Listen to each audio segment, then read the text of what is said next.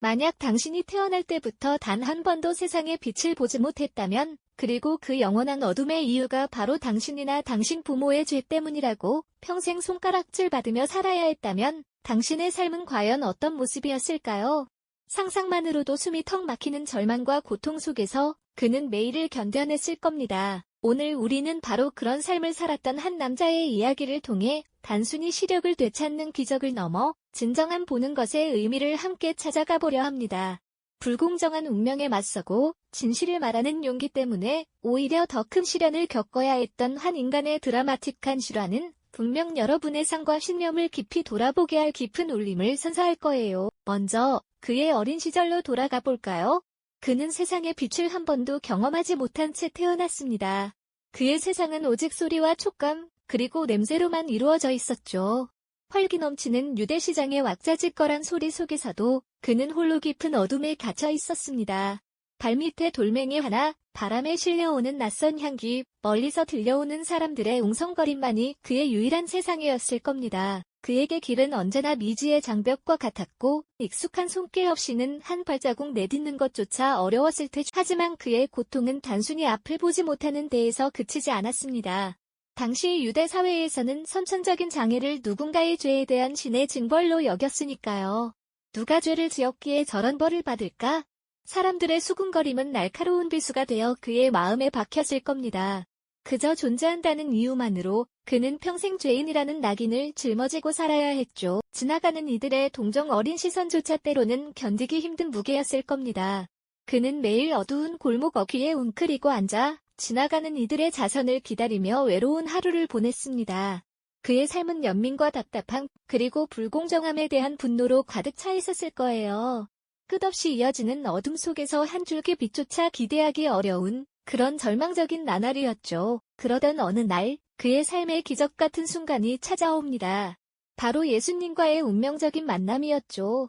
여느 때처럼 길가에 앉아있던 그에게 한 분이 다가오셨습니다. 군중 속에서 그를 유심히 바라보던 예수님은 땅에 침을 뱉어 흙을 개어 진흙을 만드셨습니다. 그리고는 그 진흙을 그의 두 눈에 바르셨죠. 상상해보세요. 평생 보지 못했던 눈에 차가운 진흙이 닿는 그 순간의 당혹감과 동시에 알 수 없는 기대감이 교차했을 겁니다.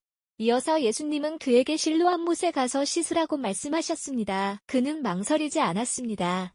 알 수 없는 이끌림에 순종하여 진흙이 발린 눈으로 더듬거리며 실로암 못을 향해 발걸음을 옮겼습니다. 낯선 길을 향해 한 걸음 한 걸음 내딛는 그의 발걸음에는 어쩌면 간절한 희망이 담겨 있었을지도 모르죠. 마침내 차가운 물이 찰랑이는 실로암 못에 다다른 그는 조심스럽게 얼굴을 씻었습니다. 그리고 그 순간 믿을 수 없는 일이 벌어졌습니다. 그의 눈앞에 난생 처음 보는 세상의 빛이 펼쳐진 겁니다. 세상의 색깔과 형태, 사람들의 얼굴, 하늘의 푸른색이 마치 꿈처럼 선명하게 다가왔죠. 그는 눈을 번쩍 뜨고 그 경이로운 광경에 압도되었을 겁니다. 주변 사람들은 놀라 소리쳤고 웅성거림은 순식간에 퍼져나갔습니다. 저 사람, 우리가 알던 그 맹인이 맞나? 어떻게 이런 일이? 놀라움과 함께 의심의 목소리도 터져나오기 시작했습니다. 어떤 이들은 그가 아니라고 주장했고 또 어떤 이들은 그가 맞다고 말하며 혼란스러워했죠. 그의 주변은 순식간에 논쟁의 장이 되었습니다. 사람들은 그를 둘러싸고 끊임없이 질문을 던졌습니다. 그가 어떻게 눈을 뜨게 되었는지, 누가 그를 고쳤는지 말이죠. 그는 담담하게 자신의 경험을 이야기했습니다. 예수라는 분이 진흙을 만들어 제 눈을 바르고 실로암 못에 가서 씻으라고 하셔서 시키는 대로 했더니 눈이 보였습니다. 그의 이야기는 단순했지만 그 파장은 엄청났습니다. 특히 바리새인들은 이 소식을 듣고 격렬하게 반응했습니다. 그들은 미간을 찌푸리며 그를 신문하기 시작했습니다. 그들의 가장 큰 관심은 누가 그를 고쳤는가가 아니었습니다. 바로 언제 그를 고쳤는지였죠. 예수님께서 그를 고치신 날이 안식일이었기 때문입니다. 그들에게는 기적의 본질보다 자신들의 율법이 더 중요했던 겁니다. 바리새인들은 그에게 끈질기게 질문을 퍼붓기 시작했습니다. 이 기적을 둘러싼 논쟁은 이제 새로운 국면으로 접어들고 있었죠. 바리새인들은 그를 향해 마치 죄인을 신문하듯 날카로운 질문들을 쏟아냈습니다. 누가 너의 눈을 뜨게 했느냐? 어떻게 된 일이냐? 그가 어떤 자이기에 안식일에 이런 일을 행했단 말이냐? 그들은 기적 자체보다는 자신들이 정해놓은 율법의 테두리를 벗어난 행위에 더 분노하는 모습이었죠. 맹인이었던 남자는 그들의 위압적인 분위기 속에서도 흔들림 없이 자신이 겪었던 일을 담담하게 이야기했습니다. 예수라는 분이 제 눈에 진흙을 바르고 실로암 못에 가서 씻으라고 하셔서 그대로 하니 보게 되었습니다.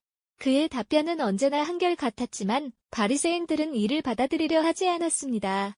그들은 기적의 본질을 외면한 채 오히려 그는 죄인이다 라며 예수를 맹비난하고 심지어는 이 남자가 처음부터 눈이 먼 사람이 아니었을지도 모른다는 터무니없는 의심까지 품으며 진실을 왜곡하려 했죠. 진실을 외면하는 그들의 끈질긴 추궁은 결국 그의 부모님에게까지 이어졌습니다. 이 사람이 정말 당신들의 아들이 맞느냐? 태어날 때부터 맹인이었느냐? 그렇다면 어떻게 지금은 보게 되었느냐?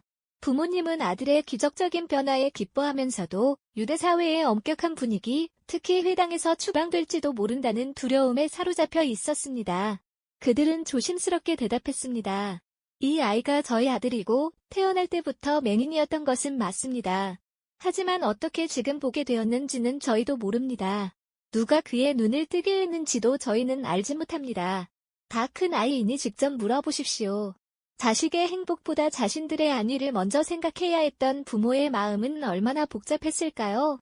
하지만 남자는 혼자가 아니었습니다. 바리새인들의 계속되는 회의와 위협에도 불구하고 그는 자신의 경험에서 우러나온 진실을 굳건히 지켰습니다. 그분이 죄인인지 아닌지는 제가 알 바 아닙니다. 다만 한 가지 확실한 것은 제가 눈을 뜨지 못했는데 이제는 보게 되었다는 사실입니다. 너는 인자를 믿느냐? 남자는 예수님의 얼굴을 물끄러미 바라보며 대답했습니다. 주여, 그가 누구시옵니까? 제가 그를 믿고자 합니다. 그리고 예수님께서는 온화한 목소리로 말씀하셨습니다. 내가 지금 보고 있는 이 사람이 바로 그다. 그 순간 남자는 비로소 육체의 눈을 넘어선 진정한 시력을 얻게 되었습니다. 그는 예수님 앞에 엎드려 경배하며 고백했습니다. 주님, 제가 믿습니다. 더 이상 그는 세상의 편견과 율법에 갇힌 자가 아니었습니다. 이처럼 한 남자가 태어날 때부터의 어둠을 뚫고 진정한 빛을 찾아가는 이야기는 단순히 2000년 전의 놀라운 기적만을 이야기하는 것이 아닙니다. 우리 역시 살아가면서 보이지 않는 편견이나 사회적 압력에 부딪히며 때로는 진실을 말하는 용기가 더 큰 고난으로 이어지기도 하죠. 하지만 이 이야기 속의 남자처럼 자신의 경험과 흔들리지 않는 믿음을 굳건히 지켜냈을 때 우리는 비로소 진정한 자유와 깨달음을 얻을 수 있다는 깊은 메시지를 전하고 있습니다. 이 영상이 도움이 되셨다면 좋아요와 구독 부탁드립니다. 여러분의 응원이 제게 큰 힘이 됩니다. 다음 영상에서도 더 유용한 정보를 공유하겠습니다. 감사합니다.